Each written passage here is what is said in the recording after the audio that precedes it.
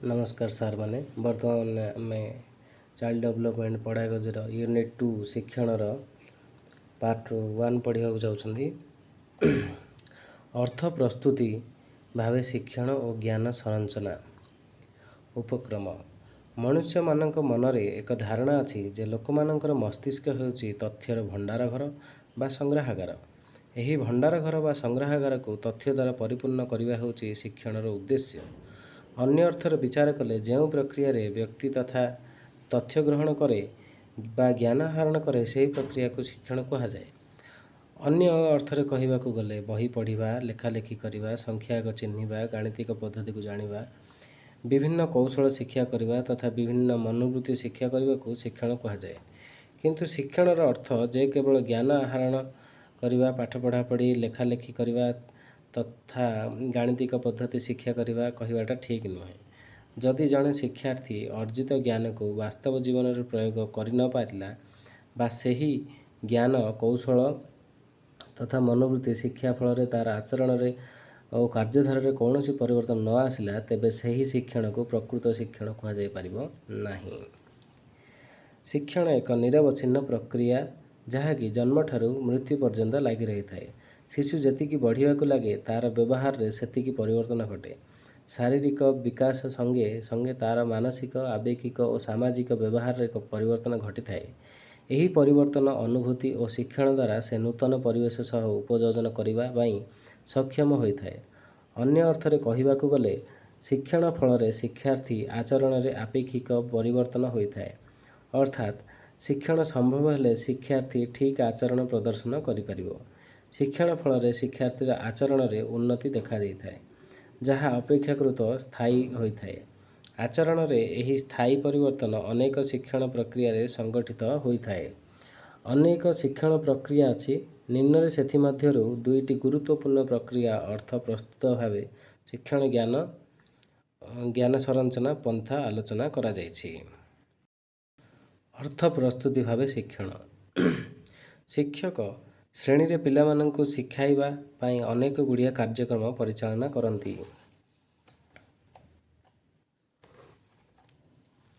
कार्यक्रम गुड़िक मध्यरु अनेक समय शिक्षक पिला माननकु शिक्षण उपकरण जोगाई दे व्यक्तिगत बा दलगत भाव काम करने को दियंती।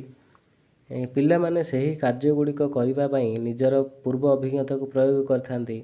यह छड़ा प्रत्येक पिला कार्य करने समय परस्पर मध्य भाव विनिमय मिलमिशी पर्यवेक्षण परीक्षा विश्लेषण और तर्जमा कर विभिन्न प्रकार माध्यम क्रिया प्रतिक्रिया करती और आवश्यक स्थले शिक्षकों सहायता नियंती।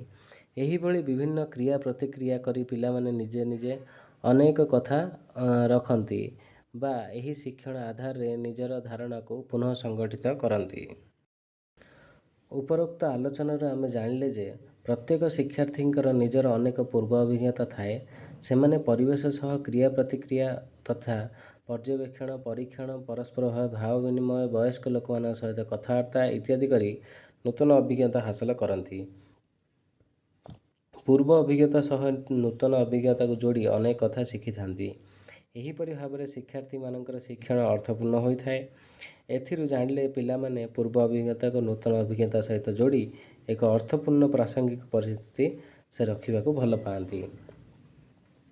अर्थ प्रस्तुति शिक्षण अतीत वर्तमान और भविष्यतर शिक्षण उपरे गुरुत्व दिए। यही शिक्षण समय छात्र छात्री माने उपकरण व्यवहार करी सही परिवेश रे विभिन्न क्रिया प्रतिक्रिया करी ज्ञान संरचना में भाग नियंती। पुराना और नुआ ज्ञान को विश्लेषण तर्जमा और तुलना करी अनेक नुआ नुआ कथा सब शिखती। शिक्षण प्रक्रिया संगठित होता समय पिलाटी शिखुए किंबा शिक्षण पुनः संगठित करिथाए किंबा एही प्रसंगरु किछि न शिखिबार मध्य संभावना थाए। मात्र पिलाटी नुआ कथा शिखिबा पई अन्य मानक सह सम्मिलित भाव उद्यम चालू रखिथाए। अर्थ प्रस्तुति शिक्षण तत्वर प्रथम दार्शनिक होउचंती जियामटिस्टा भिको। 1910 मसीह कहते जड़े किछि जानिबो जेतेबेले से एहाको व्याख्या करिवो। अर्थ प्रस्तुति शिक्षण रे गुरुत्व देइथिबा विषय वस्तु तथ्य संग्रह ଅର୍ଥ ପ୍ରସ୍ତୁତି ଶିକ୍ଷଣରେ ଶିକ୍ଷାର୍ଥୀକୁ ଶିଖିବାକୁ ଥିବା ବିଷୟବସ୍ତୁ ପାଇଁ ଆବଶ୍ୟକ ତଥ୍ୟ ସଂଗ୍ରହ କରିବାକୁ ଉତ୍ସାହିତ କରିଥାଏ। ଏହି ତଥ୍ୟ ବିଭିନ୍ନ କ୍ଷେତ୍ରରୁ ଶିକ୍ଷାର୍ଥୀ ସଂଗ୍ରହ କରି ଏକତ୍ରିତ କରି ସମସ୍ୟା ସମାଧାନର ବାଟ ଖୋଜିଥାନ୍ତି। ଏହାର ଦ୍ୱିତୀୟ ପଏଣ୍ଟ ହେଉଛି ବହୁବିଧ ବୁଦ୍ଧିର ବ୍ୟବହାର। ଯେଉଁ ସବୁ ବିଷୟବସ୍ତୁକୁ ଶିକ୍ଷାର୍ଥୀ ଶିଖିବାର ଥାଏ ସେହିଗୁଡ଼ିକୁ ବିଭିନ୍ନ ଦିଗରୁ ବ୍ୟାଖ୍ୟା କରିବା ପାଇଁ ଶିକ୍ଷାର୍ଥୀମାନଙ୍କୁ ଉତ୍ସାହିତ କରାଯାଏ। ଏହାଦ୍ୱାରା ଶିକ୍ଷାର୍ଥୀମାନେ ଶିକ୍ଷଣ ସମ୍ପର୍କିତ ତଥ୍ୟ, ମତ ଓ ଧାରଣାକୁ ବିଭିନ୍ନ ଦିଗରୁ ବିଶ୍ଳେଷଣ ଓ ବ୍ୟାଖ୍ୟା କରିବାକୁ ସୁଯୋଗ ପାଆନ୍ତି। ନେକ୍ସଟ, ସମ୍ମିଳିତ ଶିକ୍ଷଣ। ଅର୍ଥ ପ୍ରସ୍ତୁତିରେ ଶିକ୍ଷଣର ପିଲାମାନଙ୍କୁ ଶିଖିବା ପାଇଁ ଦଳଭୁକ୍ତ କରାଯାଇଥାଏ। ଏହାଦ୍ୱାରା ସେମାନଙ୍କର ଅଭିଜ୍ଞତାକୁ ପରସ୍ପର ମଧ୍ୟରେ ବିନିମୟ କରି ପରସ୍ପରଠାରୁ ଶିଖିବା ପାଇଁ ସୁଯୋଗ ପାଆନ୍ତି। ଏହାଛଡ଼ା ଯେଉଁ ସମସ୍ୟା ଦଳକୁ ଦିଆଯାଇଥାଏ ସେମାନେ ପରସ୍ପର ସହଯୋଗ ଭିତ୍ତିରେ ସମାଧାନ କରିବାକୁ ଚେଷ୍ଟା କରିଥାନ୍ତି ଓ ଶିକ୍ଷଣ ଫଳାଫଳ ବିଷୟରେ ଶିକ୍ଷକ ଓ ସାଙ୍ଗସାଥୀମାନଙ୍କ ସହିତ ଆଲୋଚନା କରନ୍ତି। ଆହୁରି ମଧ୍ୟ ପିଲା ନିଜ ଢଙ୍ଗରେ ଓ ନିଜ ବେଗରେ ଶିଖିବାକୁ ସୁଯୋଗ ପାଇଥାନ୍ତି। ଅର୍ଥ ପ୍ରସ୍ତୁତି ଶିକ୍ଷଣର ବିଭିନ୍ନ ସୋପାନ। ନିଯୁକ୍ତି। ପ୍ରତ୍ୟେକ ଛାତ୍ରଛାତ୍ରୀ ନିଜ ଢଙ୍ଗରେ ଶିଖିବା ପାଇଁ ବିଭିନ୍ନ ପ୍ରକାରର କାର୍ଯ୍ୟର ବ୍ୟବସ୍ଥା କରାଯାଇଥାଏ। ଛାତ୍ରଛାତ୍ରୀମାନେ ବିଭିନ୍ନ କାର୍ଯ୍ୟରେ ସମ୍ପୃକ୍ତ ହୋଇ ଏହାର ବୈଶିଷ୍ଟ୍ୟ ଗୁଡ଼ିକ ପର୍ଯ୍ୟବେକ୍ଷଣ, ବିଶ୍ଳେଷଣ ଓ ବ୍ୟାଖ୍ୟା କରନ୍ତି। ପୂର୍ବ ଅନୁଭୂତିକୁ ନୂଆ ସମସ୍ୟା ସହ ଯୋଡ଼ନ୍ତି। ଶିକ୍ଷାର୍ଥୀମାନେ ପରସ୍ପରକୁ ବିଭିନ୍ନ ପ୍ରକାରର ପ୍ରଶ୍ନ ପଚାରି ସମସ୍ୟାର ସଂଜ୍ଞା ନିରୂପଣ କରନ୍ତି। ତନ୍ନ ତନ୍ନ ପରୀକ୍ଷା କରିବା, ଏକ୍ସପ୍ଲୋରେସନ୍। ଏହି ସୋପାନରେ ଶିକ୍ଷାର୍ଥୀମାନେ ସମସ୍ୟା ସହ ସିଧାସଳଖ ଜଡ଼ିତ ହୁଅନ୍ତି। ସମସ୍ୟା ସମାଧାନର ବିଭିନ୍ନ ବାଟ ଖୋଜି ଉପଯୁକ୍ତ ସମ୍ବଳ ଚୟନ କରନ୍ତି ଓ ଦଳରେ ଆଲୋଚନା କରି ନିଜ ନିଜ ଭିତରେ ଥିବା ସମସ୍ୟା ସମ୍ପର୍କିତ ଧାରଣାକୁ ପରସ୍ପର ମଧ୍ୟରେ ବିନିମୟ କରନ୍ତି ଓ ସମସ୍ୟା ସମାଧାନ କିପରି କରାଯିବ ସେହି ବାଟଗୁଡ଼ିକ ଅନୁଧ୍ୟାନ କରି ଦର୍ଶାନ୍ତି। ଏପରି କରିବା ଦ୍ୱାରା ସେମାନେ ଜ୍ଞାନ ସଂରଚନା କରନ୍ତି। ବର୍ଣ୍ଣନା। ଏହି ସୋପାନରେ ଶିକ୍ଷକ ସାଙ୍ଗସାଥୀ ଓ ନିଜ ମନରେ ଉଠୁଥିବା ପ୍ରଶ୍ନଗୁଡ଼ିକ ସହ ସମ୍ପୃକ୍ତ ହୁଅନ୍ତି। ଏହାଦ୍ୱାରା ସେମାନେ ସେମାନଙ୍କ ମଧ୍ୟରେ ଥିବା ଅମୂର୍ତ୍ତ ଧାରଣାଗୁଡ଼ିକ ଏକାଠି କରିବା ଶିଖନ୍ତି ଓ ଏହାର ଫଳାଫଳକୁ ଶ୍ରେଣୀରେ ଅନ୍ୟ ପିଲାଙ୍କ ସହିତ ଆଲୋଚନା କରନ୍ତି। ବ୍ୟାଖ୍ୟାକରଣ। ଏହି ପର୍ଯ୍ୟାୟରେ ଶିକ୍ଷାର୍ଥୀ ଧାରଣାକୁ ବିଭିନ୍ନ ଦୃଷ୍ଟିକୋଣରୁ ବିଶ୍ଳେଷଣ ଓ ବ୍ୟାଖ୍ୟା କରି ଏହା ବିଷୟରେ ସମ୍ପୂର୍ଣ୍ଣ ଅବଗତ ହୋଇସାରିଥାଏ ଓ ଏହାକୁ ଆଗକୁ ବଢ଼ାଇବା କାର୍ଯ୍ୟ ଆରମ୍ଭ କରିଥାଏ। ଏହା ସହ ତାହାର ଧାରଣାକୁ ନୂଆ କରି ଶିଖିଥିବା ଧାରଣା ଓ ଅନ୍ୟ ସମ୍ପର୍କିତ ଧାରଣାକୁ ବାସ୍ତବ ଜୀବନ ସହିତ ଯୋଡ଼ିଥାନ୍ତି। ମୂଲ୍ୟାୟନ। ଏହି ପର୍ଯ୍ୟାୟରେ ଶିକ୍ଷକ ପିଲାମାନଙ୍କୁ ମୂଲ୍ୟାୟନ କରିବାର ସୁଯୋଗ ପାଆନ୍ତି। ମୂଲ୍ୟାୟନ ମାଧ୍ୟମରେ ପିଲାଟି ନିର୍ଦ୍ଧାରିତ ଧାରଣାକୁ ବୁଝି ଆହରଣ କରିଛି କି ନାହିଁ ଜାଣିପାରନ୍ତି। ପିଲାମାନଙ୍କୁ ମୂଲ୍ୟାୟନ ପାଇଁ ପ୍ରଶ୍ନ, ପର୍ଯ୍ୟବେକ୍ଷଣ, ଆଲୋଚନା, ନ୍ୟସ୍ତ କାର୍ଯ୍ୟ ଓ ଅନ୍ୟାନ୍ୟ କାର୍ଯ୍ୟର ସାହାଯ୍ୟ ନିଅନ୍ତି। ଅର୍ଥ ପ୍ରସ୍ତୁତି ଶିକ୍ଷଣରେ ଶିକ୍ଷକଙ୍କର ଭୂମିକା। ଅର୍ଥ ପ୍ରସ୍ତୁତି ଶିକ୍ଷଣରେ ଶିକ୍ଷକଙ୍କର ଭୂମିକା ବିଭିନ୍ନ ଦୃଷ୍ଟିକୋଣରୁ ଅତି ଗୁରୁତ୍ୱପୂର୍ଣ୍ଣ। ଶିକ୍ଷାର୍ଥୀ ନିଜେ ଶିଖିବା ପାଇଁ ସେମାନଙ୍କର ବିଭିନ୍ନ କାର୍ଯ୍ୟାବଳୀ ଓ ଅନୁଭୂତି ଗୁଡ଼ିକୁ ସଂଗଠନ କରିବା ଦାୟିତ୍ୱ ତୁଲାଇବା ସହ ସେମାନଙ୍କର ଜ୍ଞାନ ସଂରଚନା ପାଇଁ ନିମ୍ନଲିଖିତ ଦାୟିତ୍ୱ ତୁଲାନ୍ତି। ପ୍ରତ୍ୟେକ ପିଲା ନିଜ ଢଙ୍ଗ ଓ ଶୈଳୀରେ ଶିଖିବା ପାଇଁ ବିଭିନ୍ନ ପ୍ରକାରର କାର୍ଯ୍ୟର ବ୍ୟବସ୍ଥା କରିଥାନ୍ତି। ଅଗ୍ରଣୀ ଛାତ୍ରଛାତ୍ରୀମାନଙ୍କର ବଳୁଥିବା ସମୟରେ ସଦୁପଯୋଗ ପାଇଁ ସମୃଦ୍ଧ କାର୍ଯ୍ୟାବଳୀର ବ୍ୟବସ୍ଥା କରି ଦୁର୍ବଳ ଶିକ୍ଷାର୍ଥୀମାନଙ୍କ ପାଇଁ ପ୍ରତିକାରମୂଳକ ଶିକ୍ଷଣର ବ୍ୟବସ୍ଥା କରନ୍ତି। ଶିକ୍ଷାର୍ଥୀମାନେ ଶିଖିବା ସମୟରେ ସମ୍ମୁଖୀନ ହେଉଥିବା ସମସ୍ୟା ଗୁଡ଼ିକର ସମାଧାନ ପାଇଁ ଆବଶ୍ୟକ ପଡ଼ୁଥିବା ଅନେକ ବାଟ ସମ୍ପର୍କରେ ଆଲୋଚନା କରି ସେମାନଙ୍କୁ ଶିକ୍ଷଣକୁ ତ୍ୱରାନ୍ୱିତ କରିଥାନ୍ତି। ଗୋଟିଏ ପ୍ରଣାଳୀ ବା ଉପାୟରେ ସବୁ ପିଲା ଶିଖିବା ସମ୍ଭବ ହୋଇପାରୁନଥିବାରୁ ବିଭିନ୍ନ ପିଲାଙ୍କ ଶିକ୍ଷଣ ପାଇଁ ବହୁବିଧ କୌଶଳ ପ୍ରୟୋଗ କରନ୍ତି। ବିଭିନ୍ନ କାର୍ଯ୍ୟର ସୁପରିଚାଳନା ପାଇଁ ଶିକ୍ଷକ ଶିକ୍ଷାର୍ଥୀର ସହପାଠୀ ହୋଇଯାଆନ୍ତି। ୟାଗର ଶିକ୍ଷକଙ୍କ ଭୂମିକା ସମ୍ପର୍କରେ ଦେଇଥିବା ମତାମତ। ସମସ୍ୟା ସମାଧାନ ପାଇଁ ପିଲାମାନଙ୍କୁ ମିଳୁଥିବା ସମ୍ବଳ ଗୁଡ଼ିକ ମଧ୍ୟରୁ ସେ ଏକ ସମ୍ବଳ ଅଟନ୍ତି। ଆହ୍ୱାନମୂଳକ ଅନୁଭୂତି ହାସଲ ପାଇଁ ଶିକ୍ଷକ ପିଲାମାନଙ୍କୁ ବିଭିନ୍ନ କାର୍ଯ୍ୟରେ ସମ୍ପୃକ୍ତ କରାନ୍ତି। ପିଲାମାନଙ୍କ ମଧ୍ୟରେ ନେତୃତ୍ୱ ନେବା ସୁଯୋଗ ସୃଷ୍ଟି କରିବା, ପରସ୍ପର ଭାବ ବିନିମୟ, ଅଭିଜ୍ଞତାର ବ୍ୟବହାର ଆଦି କାର୍ଯ୍ୟ ପାଇଁ ସହଯୋଗୀ ଓ ସହଭାଗୀ ବାତାବରଣ ସୃଷ୍ଟି କରନ୍ତି। ନିଜ ଧାରଣାକୁ ପିଲାମାନଙ୍କ ସହ ଆଲୋଚନା କରିବା ପୂର୍ବରୁ ପିଲାମାନଙ୍କ ଠାରେ ଥିବା ଧାରଣାକୁ ଧୈର୍ଯ୍ୟ ସହକାରେ ଶୁଣନ୍ତି। ପିଲାମାନଙ୍କ ଧାରଣା ବିଶ୍ଳେଷଣ ଓ ବ୍ୟାଖ୍ୟା କରି ଉପଯୁକ୍ତ ଭାବେ ଉପସ୍ଥାପନ କରିବା ପାଇଁ ଅଧିକ ସମୟ ଦିଅନ୍ତି। ନିଜକୁ ବିଶ୍ଳେଷଣ କରିବା, ବିଭିନ୍ନ ସୂଚନା ତଥ୍ୟ ସଂଗ୍ରହ କରିବା, ଧାରଣାକୁ ଯୁକ୍ତି ସାହାଯ୍ୟରେ ସହକାରେ ଗ୍ରହଣ କରିବା, ନୂଆ ଧାରା ଆଧାରରେ ଆବଶ୍ୟକ ସ୍ଥଳେ ପୁରୁଣା ଧାରଣାକୁ ପରିବର୍ତ୍ତନ ଇତ୍ୟାଦି କାମକୁ ଉତ୍ସାହିତ କରନ୍ତି। ଉପରୋକ୍ତ ଆଲୋଚନାରୁ ଜଣାପଡ଼େ ଯେ ଅର୍ଥ ପ୍ରସ୍ତୁତି ଶିକ୍ଷଣ ଦ୍ୱାରା ପିଲାମାନେ ନିଜ ନିଜ ଢଙ୍ଗରେ ଓ ବେଗରେ ବିଭିନ୍ନ କାର୍ଯ୍ୟରେ ଅଂଶଗ୍ରହଣ କରନ୍ତି ଓ ଅନ୍ୟମାନଙ୍କ ସହ ପର୍ଯ୍ୟାଲୋଚନା କରି ନୂଆ କଥା ସବୁ ଶିଖି ନିଜ ଆଚରଣକୁ ପରିବର୍ତ୍ତନ କରନ୍ତି। ଜ୍ଞାନ ସଂଗଠନ ବା ଜ୍ଞାନ ସଂରଚନା। ଜ୍ଞାନ ସଂଗଠନ ବିଦ୍ୟାଳୟକୁ ଆସୁଥିବା ପ୍ରତ୍ୟେକ ପିଲାଙ୍କୁ ଗୁଣାତ୍ମକ ଶିକ୍ଷାର ବ୍ୟବସ୍ଥା କରି ଏକ ପୂର୍ଣ୍ଣାଙ୍ଗ ମନୁଷ୍ୟରେ ପରିଣତ କରିବା ହେଉଛି ଶିକ୍ଷାର ମୁଖ୍ୟ ଲକ୍ଷ୍ୟ। ମାତ୍ର ଏହି ଲକ୍ଷ୍ୟ ପାରସ୍ପରିକ ଶିକ୍ଷକ କୈନ୍ଦ୍ରିକ ଶିକ୍ଷାର କେତେଗୁଡ଼ିଏ ଅସୁବିଧା ପାଇଁ ପୂରଣ ହୋଇପାରେ ନାହିଁ। ଏହି ଅସୁବିଧା ଗୁଡ଼ିକ ହେଲା, ଶିକ୍ଷକ ଶିକ୍ଷାର୍ଥୀମାନଙ୍କୁ କେତେକ ତଥ୍ୟ ପ୍ରଦାନ କରନ୍ତି, ଶିକ୍ଷାଦାନ ଶିକ୍ଷଣ ପ୍ରକ୍ରିୟାରେ ସକ୍ରିୟ ଅଂଶ କରନ୍ତି, ସମସ୍ତ ଶିକ୍ଷଣ ଉପକରଣ ସେ ବ୍ୟବହାର କରନ୍ତି। ଅପରପକ୍ଷରେ ଶିକ୍ଷାର୍ଥୀମାନେ ନିରବଦ୍ରଷ୍ଟା ହୋଇ ନିଷ୍କ୍ରିୟ ଭାବେ ଶିକ୍ଷକଙ୍କ କଥା ଶୁଣନ୍ତି ଓ ଶ୍ରେଣୀ କାର୍ଯ୍ୟକୁ ଲକ୍ଷ୍ୟ କରିଥାନ୍ତି। ଏହିସବୁ କାରଣ ପାଇଁ ଶିକ୍ଷାର୍ଥୀମାନଙ୍କ ଶିକ୍ଷଣ ଫଳପ୍ରଦ ହୋଇପାରେ ନାହିଁ। ଶିକ୍ଷାର୍ଥୀମାନଙ୍କ ଶିକ୍ଷାକୁ ଫଳପ୍ରଦ କରିବାକୁ ହେଲେ ପ୍ରତ୍ୟେକ ଶିକ୍ଷାର୍ଥୀଙ୍କୁ ଜଣେ ଲେଖାଏଁ ସକ୍ରିୟ ଶିକ୍ଷାର୍ଥୀ ଭାବେ ପ୍ରସ୍ତୁତ କରି ସେମାନେ ଯେପରି ନିଜର ଅଭିଜ୍ଞତା ଆଧାରରେ ଶିଖିବାର ସାମର୍ଥ୍ୟ ହାସଲ କରିବେ, ସେପରି ବ୍ୟବସ୍ଥା କରିବାକୁ ହେବ। ଏହି ବ୍ୟବସ୍ଥା ମଧ୍ୟରେ ସେମାନେ ଦୈନନ୍ଦିନ ଜୀବନରେ ସମ୍ମୁଖୀନ ହେଉଥିବା ବିଭିନ୍ନ ପରିସ୍ଥିତିରେ ଯେପରି ଆହରିତ ଜ୍ଞାନ ପ୍ରୟୋଗ କରିପାରିବେ, ସେଥିପାଇଁ ଶିକ୍ଷକ କୈନ୍ଦ୍ରିକ ପନ୍ଥାର ବ୍ୟବହାର କରାଯିବା ଆବଶ୍ୟକ। ଆମେ ଜାଣିଛେ, ପାରମ୍ପରିକ ଶିକ୍ଷକ କୈନ୍ଦ୍ରିକ ପନ୍ଥା ଓ ପାଠ୍ୟପୁସ୍ତକ ସହାୟତାରେ ହେଉଥିବା ଶ୍ରେଣୀ ପରିଚାଳନା ଶିକ୍ଷାର୍ଥୀରେ ଆଶା କରାଯାଉଥିବା ବ୍ୟବହାରିକ ପରିବର୍ତ୍ତନ ଆଣିପାରେ ନାହିଁ ଓ ଶିଖିବା ପାଇଁ ଆଗ୍ରହୀ ଥିବା ଶିକ୍ଷାର୍ଥୀ ସୃଷ୍ଟି କରିପାରେ ନାହିଁ। ଏପରି ସ୍ଥଳେ ଜ୍ଞାନ ସଂରଚନା ପନ୍ଥା ମାଧ୍ୟମରେ ଶିକ୍ଷଣ କୈନ୍ଦ୍ରିକ ଶିକ୍ଷା ଉପରେ ଗୁରୁତ୍ୱ ଦିଆଯାଉଛି। ଜିନ୍ ପିଆଜେ, ଭାଇଗଟସ୍କି, ନୋଭାକ୍, ପୋସ୍ନର ଜ୍ଞାନ ସଂରଚନା ପନ୍ଥାର 5ଟି ମୁଖ୍ୟ ଧାରଣା ଦେଇଛନ୍ତି। ସେଗୁଡ଼ିକ ହେଲା, ଶିକ୍ଷାର୍ଥୀ ସକ୍ରିୟ ହୋଇ ଜ୍ଞାନ ସଂରଚନା କରେ। ଏହା କେବଳ ପରିବେଶରୁ ଆହରଣ କରାଯାଏ ନାହିଁ। ମନୁଷ୍ୟ ଅଧିକାଂଶ କାର୍ଯ୍ୟକଳାପ ଏକ ସଂଗଠିତ ପ୍ରକ୍ରିୟାରେ ସମ୍ପାଦିତ ହୋଇଥାଏ। ଏହି ସଂଗଠନର ସଂରଚନା ମୁଖ୍ୟତଃ ଅଭିଜ୍ଞତାକୁ ନେଇ ହୋଇଥାଏ, ଯାହାକି ଆବେଗିକ ଅର୍ଥ ପ୍ରସ୍ତୁତକାରୀ ପ୍ରକ୍ରିୟା ଓ ଅବ୍ୟକ୍ତ। ବ୍ୟକ୍ତିଗତ କାର୍ଯ୍ୟକଳାପର ସଂଗଠନ ମୁଖ୍ୟତଃ ସ୍ୱନିର୍ଦ୍ଦେଶିତ, ଅର୍ଥାତ୍ କୌଣସି ଧାରାବନ୍ଧ ନୀତିକୁ ନେଇ ଏହା ଗ୍ରହଣ କରେ ନାହିଁ। ସାମାଜିକ ଭାବ ବିନିମୟ ଦ୍ୱାରା ଶିକ୍ଷଣ ସମ୍ଭବ ହୋଇଥାଏ। ଅର୍ଥପୂର୍ଣ୍ଣ ଶିକ୍ଷଣ କେବଳ ଉପଯୁକ୍ତ ଶିକ୍ଷଣ ପରିସ୍ଥିତି ଓ କାର୍ଯ୍ୟ ଦ୍ୱାରା ହିଁ ସମ୍ଭବ ହୋଇଥାଏ। ଜ୍ଞାନ ସଂଗଠନର ପ୍ରକାରଭେଦ। ଜ୍ଞାନ ସଂରଚନା ସଂଗଠନବାଦ ବିଂଶ ଶତାବ୍ଦୀର ଦ୍ୱିତୀୟାର୍ଦ୍ଧରେ ଅଧିକ ଆଲୋଚିତ ହୋଇଥିଲା। ସେମାନଙ୍କ ମଧ୍ୟରୁ ମୌଳିକ ସଂଗଠନବାଦ, ସାମାଜିକ ସଂଗଠନବାଦ, ସାଂସ୍କୃତିକ ସଂଗଠନବାଦ ଅନ୍ୟତମ। କିନ୍ତୁ ଶୈକ୍ଷିକ ଦୃଷ୍ଟିକୋଣରୁ ମୌଳିକ ସଂଗଠନବାଦ ଓ ସାମାଜିକ ସଂଗଠନବାଦର ଗୁରୁତ୍ୱ ଉପଲବ୍ଧ କରାଯାଏ। ଏହି ଦୁଇ ପ୍ରକାର ସଂଗଠନବାଦ ସଂରଚନା ସମ୍ପର୍କରେ ନିମ୍ନରେ ଆଲୋଚନା କରାଯାଇଛି। ମୌଳିକ ସଂଗଠନବାଦ।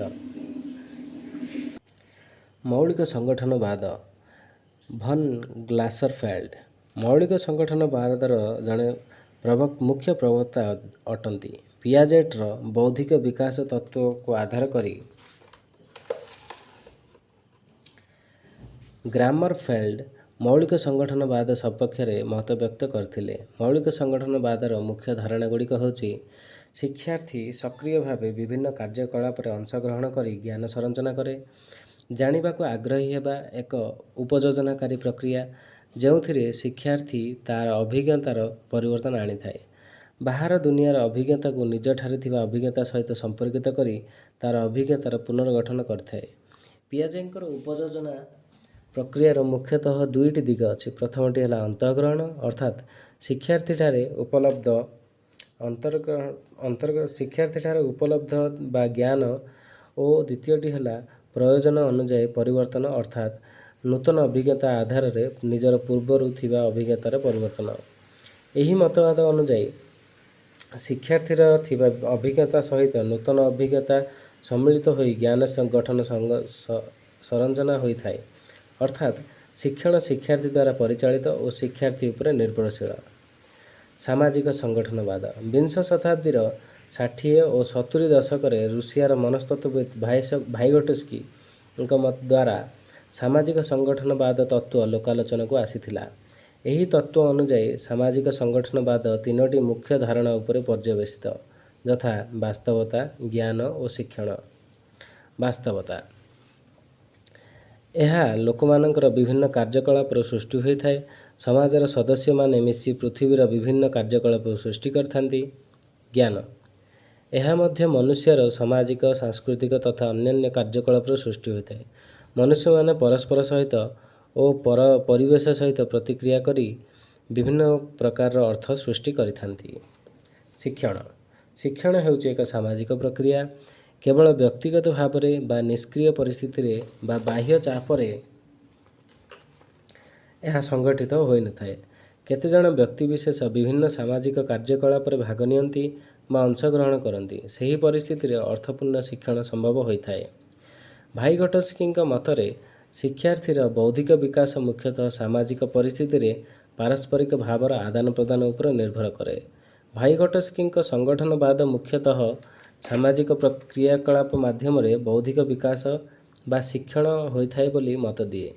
ଏହି ତତ୍ତ୍ୱ ଅନୁଯାୟୀ ଶିକ୍ଷାର୍ଥୀ ଉପଯୋଜନ ପ୍ରକ୍ରିୟାରେ ଆହରଣ କରିଥିବା କୌଶଳଗୁଡ଼ିକ ତାର ପ୍ରକୃତ ବିକାଶ କ୍ଷେତ୍ର ମଧ୍ୟରେ ସୀମିତ ରହିଥାଏ।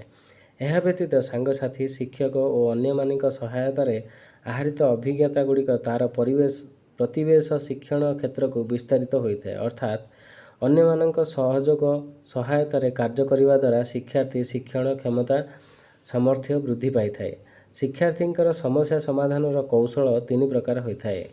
କେତେଗୁଡ଼ିଏ କୌଶଳ ଶିକ୍ଷାର୍ଥୀ ଯାହା ଆଦୌ ଆୟତ୍ତ କରିପାରିବ ନାହିଁ, କେତେଗୁଡ଼ିଏ କୌଶଳ ଯାହା ଶିକ୍ଷାର୍ଥୀ ଆୟତ୍ତ କରିବାକୁ ସମର୍ଥ, ଅନ୍ୟ ସହାୟତାରେ କେତେଗୁଡ଼ିଏ କୌଶଳ ଶିକ୍ଷାର୍ଥୀ ହାସଲ କରିବାକୁ ସମର୍ଥ। ଅର୍ଥାତ୍ ଶିକ୍ଷଣ ପ୍ରକ୍ରିୟା ହେଉଛି ତାହା ଯେଉଁଥିରେ ପିଲାଠାରେ ଥିବା ଅଭିଜ୍ଞତା ବା ଭିତ୍ତିଭୂମିକୁ ଆଧାର କରି ଅନ୍ୟମାନଙ୍କ ସହଯୋଗରେ ନୂତନ ଜ୍ଞାନ ସଂରଚନା କରିଥାଏ। ଏହା ବ୍ୟତୀତ ଜ୍ଞାନ ସଂଗଠନର ଏକ ସାମାଜିକ ଦିଗ ରହିଛି। ଏହି ପ୍ରକ୍ରିୟାରେ ମିଳିମିଶି ଅର୍ଥପୂର୍ଣ୍ଣ ଭାବରେ ଶିଖିବା, ବହୁମୁଖୀ ଦୃଷ୍ଟିକୋଣ, ବାହ୍ୟ ବାସ୍ତବତାର ଅନ୍ତର୍ମୁଖୀ ପ୍ରତିନିଧିତ୍ୱ ପାଇଁ କ୍ଷେତ୍ର ମିଳିଥାଏ। ଏହି ପ୍ରକ୍ରିୟାରେ ପ୍ରତ୍ୟେକ ଶିକ୍ଷାର୍ଥୀ ବ୍ୟକ୍ତିଗତ ଓ ସାମାଜିକ ଭାବରେ ଶିକ୍ଷା ଲାଭ କରେ ଓ ଜ୍ଞାନ ବୃଦ୍ଧି କରେ। ବୋଧଗମ୍ୟତା ହିଁ ଶିକ୍ଷା ଗ୍ରହଣ। ଶିକ୍ଷାଦାନ ଶିକ୍ଷଣ ପ୍ରକ୍ରିୟାରେ ଶିକ୍ଷାର୍ଥୀ ସକ୍ରିୟ ଭାବେ ଜଡ଼ିତ ହୋଇ ଅର୍ଥ ଖୋଜିବା, ଅନୁସନ୍ଧାନ କରିବା, ପ୍ରଶ୍ନ ପଚାରିବା, ବିତର୍କ କରିବା, ଜ୍ଞାନକୁ କାମରେ ଲଗାଇବା ଓ ମନନ କରିବା ଇତ୍ୟାଦି କାର୍ଯ୍ୟ କରିଥାଏ। ଏହାଦ୍ୱାରା ତାତ୍ତ୍ୱିକ ଦିଗଟିର ଗଠନ ଓ ବିଭିନ୍ନ ପ୍ରକାରର ପରିକଳ୍ପନା ସୃଷ୍ଟି ହୋଇଥାଏ। ତେଣୁ ଶିକ୍ଷକ ଏପରି ବ୍ୟବସ୍ଥାମାନ କରିବା ଦରକାର ଯଦ୍ୱାରା ଶିକ୍ଷାର୍ଥୀମାନେ ପ୍ରଶ୍ନ ପଚାରିପାରିବେ, ଖୋଜିପାରିବେ, ବିତର୍କ କରିପାରିବେ, ମନନ କରିପାରିବେ, ବିଶ୍ଳେଷଣ ଓ ବ୍ୟାଖ୍ୟା କରିପାରିବେ ଏବଂ ନୂଆ ଚିନ୍ତାରେ ପହଞ୍ଚି ପାରିବେ କିମ୍ବା ନୂଆ ଧାରଣା ସୃଷ୍ଟି କରିପାରିବେ। ଜ୍ଞାନ ସଂରଚନାରେ ଶିକ୍ଷକଙ୍କ ଭୂମିକା। ଜ୍ଞାନ ସଂରଚନା ତତ୍ତ୍ୱ ବା ସଂଗଠନ ତତ୍ତ୍ୱ ଆଧାରରେ ହେଉଥିବା ଶ୍ରେଣୀ କାର୍ଯ୍ୟରେ ଶିକ୍ଷକ ହେଉଛନ୍ତି ଶିକ୍ଷାର୍ଥୀର ଜ୍ଞାନ ସଂରଚନାରେ ଜଣେ ସହାୟକ। ଅର୍ଥାତ୍ ଶିକ୍ଷାର୍ଥୀର ଶିକ୍ଷଣ ସ୍ତର, ଅଭିଜ୍ଞତା, ଶିକ୍ଷଣ ବେଗକୁ ଆଧାର କରି ଶିକ୍ଷଣ ପରିବେଶ ସୃଷ୍ଟି କରିବା ଆବଶ୍ୟକ ସ୍ଥଳେ ଶିକ୍ଷାର୍ଥୀ ଆବଶ୍ୟକ କରୁଥିବା ଶୈକ୍ଷିକ ସହାୟତା ଯୋଗାଇ ଦେବେ। ଶିକ୍ଷକ ଶିକ୍ଷଣ ପରିବେଶରୁ ଦୂରେଇ ନ ରହି ବିଭିନ୍ନ କାର୍ଯ୍ୟ କରିବା ବେଳେ ସେ ଶିକ୍ଷାର୍ଥୀଙ୍କ ସହ ମିଶି କାର୍ଯ୍ୟ କରିବେ। ଶିକ୍ଷକ ଓ ଶିକ୍ଷାର୍ଥୀ ମିଳିତ ଭାବେ ଆଲୋଚନା କରି ଶିଖିବା ପାଇଁ ପରିସ୍ଥିତି ସୃଷ୍ଟି କରିବେ। ଏହା ସହ ଜ୍ଞାନ ସଂରଚନା ପନ୍ଥାରେ ଶିକ୍ଷାର୍ଥୀମାନଙ୍କୁ ଆବଶ୍ୟକୀୟ ସହାୟତା ଦେବା ନିମନ୍ତେ ଶିକ୍ଷକଙ୍କର ଉଭୟ ବିଷୟଗତ ଜ୍ଞାନ ଓ ଶିକ୍ଷାଦାନ ଶିକ୍ଷଣ କୌଶଳ ଦକ୍ଷତା ରହିବା ଦରକାର। ଶିକ୍ଷାର୍ଥୀମାନଙ୍କର ଅଭିଜ୍ଞତାକୁ ଆଧାର କରି ଓ ନୂତନ ଅଭିଜ୍ଞତାକୁ ତାହା ସହ ସମ୍ପର୍କିତ କରି ଜ୍ଞାନ ସଂରଚନା କରିବାରେ ଶିକ୍ଷକ ସହାୟକ ହେବେ। ତେଣୁ ପ୍ରତ୍ୟେକ ଶିକ୍ଷାର୍ଥୀଙ୍କଠାରେ କେଉଁ ସବୁ ଅଭିଜ୍ଞତା ରହିଛି ତାହା ଶିକ୍ଷକ ଜାଣିବା ଦରକାର। ଜ୍ଞାନ ସଂରଚନା ଓ ଜ୍ଞାନ ସଂଗଠନ ପନ୍ଥାରେ ବିଦ୍ୟାଳୟକୁ ଶିକ୍ଷଣସ୍ଥଳୀ ଭାବେ ବିବେଚନା କରିବା ଅଧିକ ଯୁକ୍ତିଯୁକ୍ତ ହୋଇଥାଏ। ତେଣୁ ବିଦ୍ୟାଳୟର ପ୍ରତ୍ୟେକ ଭୌତିକ ଉପାଦାନ, ମାନବୀୟ ଉପାଦାନ ଶିକ୍ଷାର୍ଥୀଙ୍କୁ ଜ୍ଞାନ ସଂରଚନା ଦ୍ୱାରା କରିବାରେ ପ୍ରେରଣା ଦେବା ଆବଶ୍ୟକ। ଏଥିପାଇଁ ବିଦ୍ୟାଳୟରେ ଶିକ୍ଷକ-ଶିକ୍ଷାର୍ଥୀମାନଙ୍କ ମଧ୍ୟରେ ଉତ୍ତମ ସମ୍ପର୍କ ରହିବା ଦରକାର। ସଂଗଠନବାଦର ଶୈକ୍ଷିକ ନିହିତାର୍ଥ। ଶ୍ରେଣୀରେ ଶିକ୍ଷଣ ପାଇଁ ବାସ୍ତବ ଦୁନିଆର ଅଭିଜ୍ଞତାକୁ ନେଇ ଏକ ପରିବେଶ ସୃଷ୍ଟି କରିବା ଉଚିତ ଯେଉଁଥିରେ ଶିକ୍ଷଣ ପ୍ରାସଙ୍ଗିକ ହେବ। ବାସ୍ତବ ଜୀବନରେ ସମସ୍ୟା ସମାଧାନ କରିବାରେ ବାସ୍ତବବାଦୀ ପନ୍ଥା ଉପରେ ଗୁରୁତ୍ୱ ଦିଆଯିବା ଆବଶ୍ୟକ। ଶିକ୍ଷକ ଏହି ପ୍ରକ୍ରିୟାରେ ଜଣେ କୋଚ୍ ବା ଗାଇଡ୍ ଏବଂ ସମସ୍ୟା ସମାଧାନ ଉପରେ ବିଶ୍ଳେଷକ ଭାବେ କାର୍ଯ୍ୟ କରନ୍ତି। ଏହି ପନ୍ଥାରେ ଶିକ୍ଷକକୁ ଦୃଷ୍ଟିରେ ରଖି ଶିକ୍ଷଣ ଲକ୍ଷ୍ୟ ଓ ଉଦ୍ଦେଶ୍ୟ ଗୁଡ଼ିକ ସ୍ଥିର ହେବା ଉଚିତ। ସେଗୁଡ଼ିକ ଶିକ୍ଷାର୍ଥୀ ଉପରେ ଲଦି ଦିଆଯିବା ଉଚିତ ନୁହେଁ। ସ୍ୱବିଶ୍ଳେଷଣ, ଆତ୍ମସମୀକ୍ଷା, ଆତ୍ମପ୍ରତିଫଳନ ଓ ଆତ୍ମସଚେତନତା ଭଳି କାର୍ଯ୍ୟ, ସୁଯୋଗ ଓ ପରିବେଶ ପିଲାଙ୍କୁ ଯୋଗାଇ ଦିଆଯିବା ଆବଶ୍ୟକ। ଶିକ୍ଷଣ ସବୁବେଳେ ଶିକ୍ଷାର୍ଥୀଙ୍କ ଦ୍ୱାରା ନିୟନ୍ତ୍ରିତ ହେବା ଦରକାର। ଶିକ୍ଷାର୍ଥୀର ବୌଦ୍ଧିକ ବିକାଶ ଓ ବୋଧ ପାଇଁ ତା ଦ୍ୱାରା ସମ୍ପନ୍ନ ହେଉଥିବା ପ୍ରମାଦକୁ ବ୍ୟବହାର କରାଯିବ। ଶିକ୍ଷାର୍ଥୀମାନେ ସହଯୋଗୀ, ସହଭାଗୀ ପରିବେଶ ଯୋଗାଇ ଦେବା ଆବଶ୍ୟକ, ଯେଉଁଥିରେ ସେ ବିଭିନ୍ନ ପ୍ରକାରର ମତାମତ ସଂସ୍ପର୍ଶରେ ଆସି ଜ୍ଞାନ ସଂରଚନା କରିବାକୁ ସମର୍ଥ ହେବେ। ଯଥାସମ୍ଭବ ଶିକ୍ଷାର୍ଥୀଙ୍କୁ ପ୍ରଶ୍ନ ତିଆରି କରିବାକୁ ଉତ୍ସାହିତ କରିବା ଓ ତା'ର ପ୍ରଶ୍ନ ଆଧାରରେ ତା ପାଇଁ ଶୈକ୍ଷିକ ଯୋଜନା ପ୍ରସ୍ତୁତ ହେବା ଦରକାର। ଶିକ୍ଷାର୍ଥୀର ଶିଖିବା ପରିବେଶ କେବଳ ଶ୍ରେଣୀଗୃହ, ପିରିୟଡ଼ ଓ ବିଦ୍ୟାଳୟ ଇତ୍ୟାଦି ମଧ୍ୟରେ ସୀମିତ ନ ରହି ବାହାର ଦୁନିଆକୁ ପରିବ୍ୟାପ୍ତ ହେବ। ପାରମ୍ପରିକ ନିଷ୍କ୍ରିୟ ଶ୍ରେଣୀ କାର୍ଯ୍ୟକୁ ଏକ ସକ୍ରିୟ ତଥା ଜୀବନ୍ତ ଶ୍ରେଣୀ କାର୍ଯ୍ୟକୁ ପରିବର୍ତ୍ତନ କରିବାରେ ସଂଗଠନବାଦର ଭୂମିକା ଗୁରୁତ୍ୱପୂର୍ଣ୍ଣ। ଏହା ପ୍ରତ୍ୟେକ ଶିକ୍ଷାର୍ଥୀକୁ ଶିଖିବା ପାଇଁ ପ୍ରେରଣା ଯୋଗାଇଥାଏ, ଜଣେ ଜଣେ ସକ୍ରିୟ ଶିକ୍ଷାର୍ଥୀ ଭାବରେ ପ୍ରସ୍ତୁତ କରିଥାଏ। ଏଥିପାଇଁ ବିଦ୍ୟାଳୟରେ ବିଭିନ୍ନ କାର୍ଯ୍ୟଧାରା, ଭୌତିକ ଓ ମାନବୀୟ ପରିବେଶରେ ଉନ୍ନତି ଆସିବା ଦରକାର। ଉପରୋକ୍ତ ବିଷୟ ପ୍ରତି ଶିକ୍ଷକ ସଚେତନ ହୋଇ କାର୍ଯ୍ୟ କଲେ ପ୍ରତ୍ୟେକ ପିଲାର ଶିକ୍ଷଣକୁ ସୁନିଶ୍ଚିତ କରାଯାଇପାରିବ। ବର୍ତ୍ତମାନ ଆମେ ୟୁନିଟ୍ 2ର ପାର୍ଟ 1 ପଢ଼ି ସାରିଲେ। ପରବର୍ତ୍ତୀ ସମୟରେ ଆମେ ୟୁନିଟ୍ 2ର ପାର୍ଟ 2 ପଢ଼ିବା। ସେଥିପର୍ଯ୍ୟନ୍ତ ଚ୍ୟାନେଲକୁ ଲାଇକ୍ କରନ୍ତୁ, ସେୟାର କରନ୍ତୁ, ସବସ୍କ୍ରାଇବ୍ କରନ୍ତୁ। ଧନ୍ୟବାଦ।